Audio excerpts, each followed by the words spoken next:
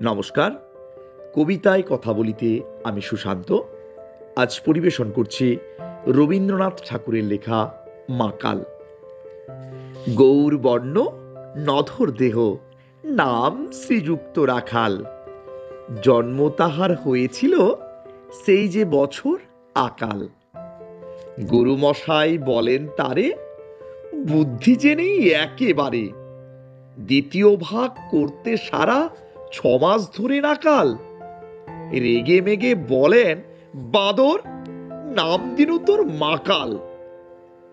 নামটা শুনে ভাবলে প্রথম বাঁকিয়ে যুগল ফুরু, তারপর সে বাড়ি এসে নৃত্য করলে শুরু। হঠাৎ ছেলের মাতন দেখি, সবাই তাকে শুধায়, এ কি? সকলকে সে জানিয়ে দিল, নাম দিয়েছেন গুরু। নতুন নামের উৎসাহে তার বক্ষ দুরু দুরু।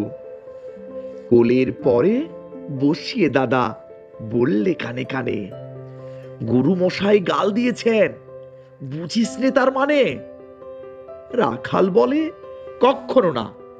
মা যে আমায় বলেন শোনা, সেটা তো গাল নয়, সে কথা পাড়ার সবাই জানে। আচ্ছা, তোমায় দেখিয়ে দেব, চলো তো ওইখানে।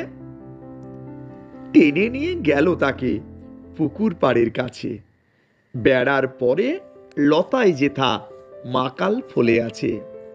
বললে, দাদা সত্যি বলো, সোনার চেয়ে মন্দ হলো? তুমি শেষে বলতে কি চাও? গাল ফলেছে গাছে, মাকাল আমি, বলে রাখাল দুহাত তুলে নাচে।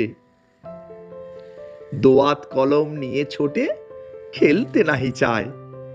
লেখা পড়ায় মন দেখে মা অবাক হয়ে যায়। খাবার বেলায় অবশেষে দেখে ছেলের কাণ্ড এসে। মেঝের পরে ঝুঁকে পড়ে খাতার পাতাটায় লাইন টেনে লিখছে শুধু, মাকাল চন্দ্র রায়।